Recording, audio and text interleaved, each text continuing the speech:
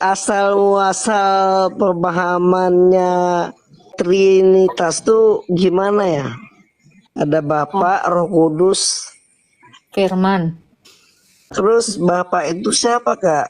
Kok bisa Allah. dibilang Bapak itu siapa? Allah, karena dia adalah sang sumber. Waktu saya SMA di Jawa, saya disebut teman-teman saya, "Hei anak Medan, apakah Medan dihamili oleh bapak saya?" Tidak. Tapi kenapa saya disebut anak Medan? Karena saya berasal dari Medan. Jawaban cerdas Agatha dan Erben untuk Ujlim. Dari mana asal muasal pemahaman Trinitas atau Tritunggal? Mari kita simak diskusi menarik mereka berikut ini. Mau bertanya, asal muasal pemahamannya Trinitas tuh gimana ya? Ada Bapa, Roh Kudus. Firman. Asal muasalnya itu dari mana? Kejadian 1 ayat 1 sampai 3. Musa sudah mengajarkan itu. Daud juga mengajarkan itu di dalam Mazmur 33 ayat 6. Ayub juga mengajarkan itu. Ayub 33 ayat 4. Yesus juga mengajarkan itu. Aku datang dan keluar dari Bapa. Roh Kudus yang akan kuutus juga datang dan keluar dari Bapa. Jadi semua nabi-nabi, bahkan Yesus sendiri mengajarkan ketritunggalan itu. Terus Bapak itu siapa, Kak? Kok bisa Allah. dibilang Bapak itu siapa? Allah, karena dia adalah sang sumber. 1 Korintus 8 ayat 6. Namun bagi kita hanya ada satu Allah saja, yaitu Bapa, yang daripadanya berasal segala sesuatu. Maksud saya itu, kok bisa dibilang Bapak tuh berdasarkan apa? Kan Itu tadi namanya baru saya Bapak jawab, Bang. pasti punya istri Kenapa gitu. disebut Bapa? Karena dia adalah sang sumber. Kenapa bapakmu itu disebut bapak? Karena ada anaknya. Bapakmu itu nggak akan disebut bapak kalau kau nggak ada. Jadi arti bapak itu adalah dia asal usul dari sang anak. Arti anak itu dia datang dan keluar dari bapak. Jadi kalau Allah mau tidak beranak, maka dia tidak pernah mengeluarkan firman-Nya. Karena yang namanya beranak itu atau melahirkan itu artinya mengeluarkan. Lahir itu artinya keluar. Beranak itu artinya keluar. Jadi kalau dibilang Allah mau tidak beranak, ya Allah mau tidak pernah berfirman. Jadi arti Bapa adalah asal usul anak atau sumber dari segala sesuatu. Itu maknanya.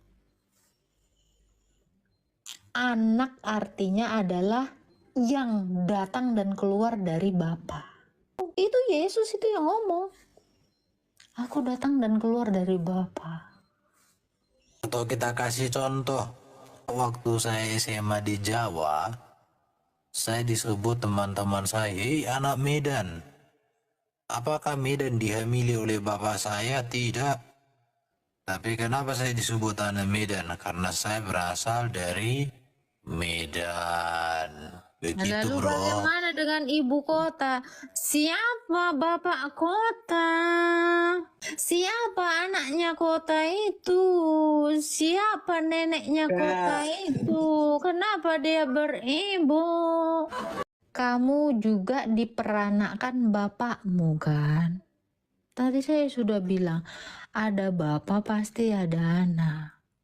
Kenapa ada anak, makanya ada bapak, gitu loh. Jadi ada yang diperanakkan. Sama seperti kamu, bapakmu melahirkan kau, Dek. Kok nggak tahu kau dilahirkan bapakmu? Dan aku ibu. Enggak lah, kau dilahirkan dari bapakmu dulu lah, baru dilahirkan ibumu. Kok bisa? Aduh, bodoh. Kok kira bisa sel ovum ibumu itu melahirkan kau tanpa dibuahi sama sperma, Dek. Kau memang agak kurang lah otak kau ini. Bapak kau itu melahirkan kau, makanya kau anaknya. Karena bapakmu itu yang mengeluarkan kau terlebih dahulu. Dari mana? Dari pidongnya. Mana Hancur, hancur. Jultup. Jadi kau itu dilahirkan bapakmu. Paham kau? Jadi artinya adalah kamu berasal dari bapakmu. Nggak mungkin kau berasal dari bapak-bapak yang lain. Tuh, jadi makna bapak itu adalah asal usul dari anak. Nggak mungkin kau dibilang, oh aku anak mamaku. Mana mungkin? Emangnya kau lahir dari perawan Maria? Satu-satunya yang lahir dari perawan Maria itu cuman Yesus. Emang situ Tuhan. Bapak Ibu Saudara,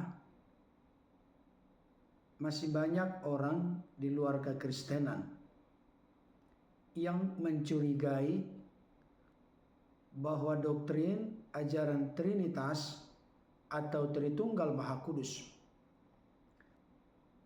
adalah hasil dari ciptaan atau cetusan manusia di masa lalu.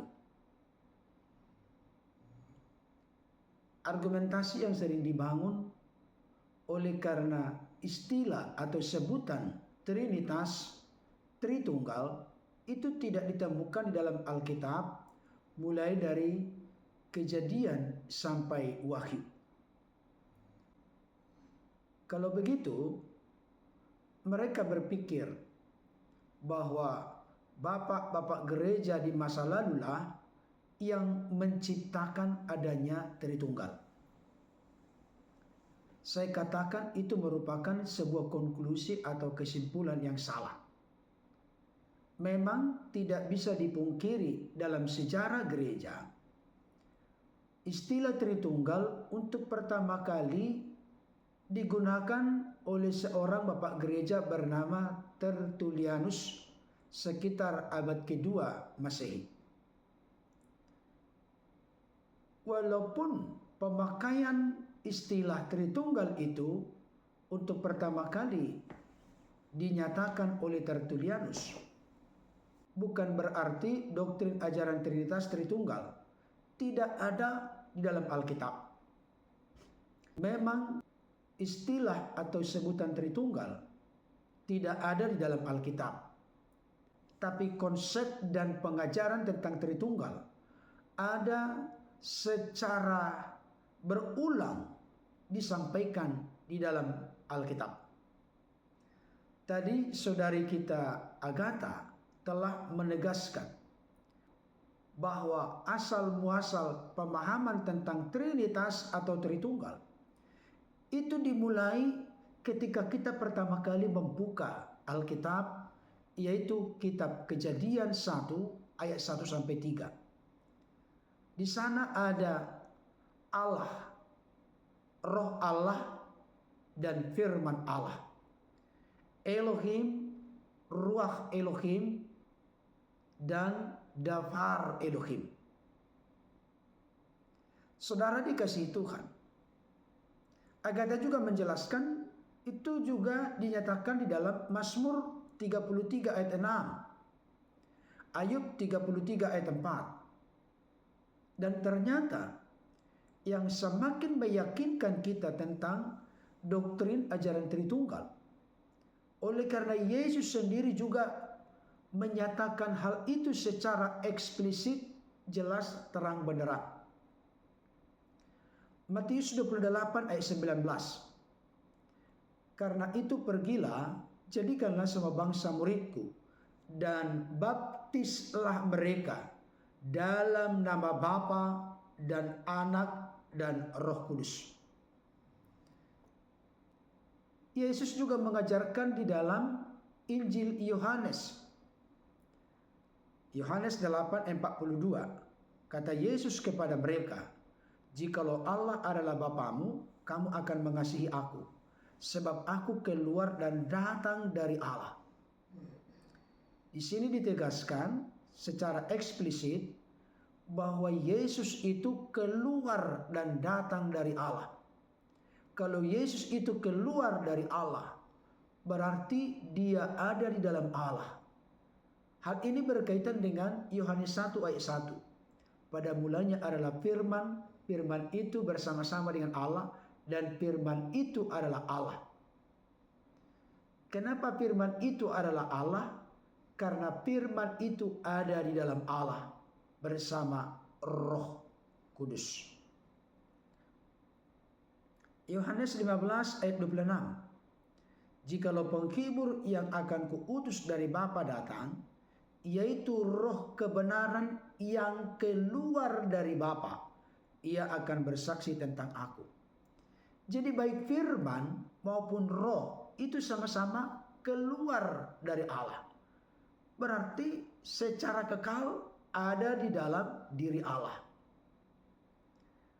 Kalau dikatakan ada sebutan keluar, jangan berpikir ketika firman keluar dan datang dari Allah maka Bapa menjadi kehabisan firman. Demikian juga ketika Roh keluar dari Bapa, maka Bapa tidak memiliki roh.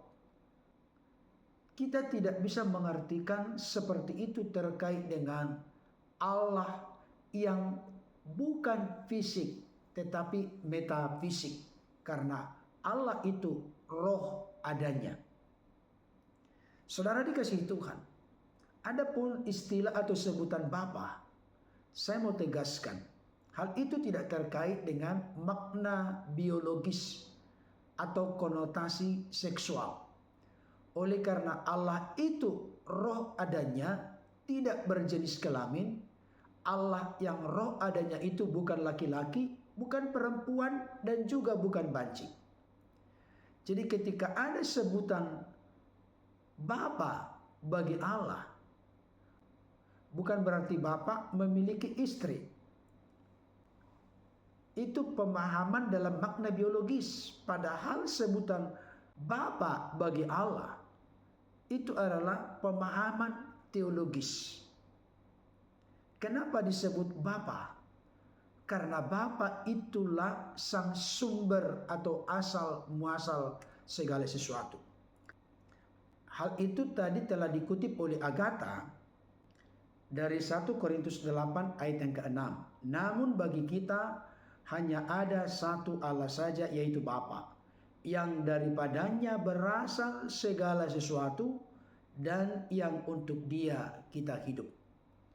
Jadi istilah sebutan Bapa, tolong dulu disingkirkan pemikiran terkait dengan hal yang fisik. Karena Bapa itu metafisik, eksistensi keberadaannya adalah roh.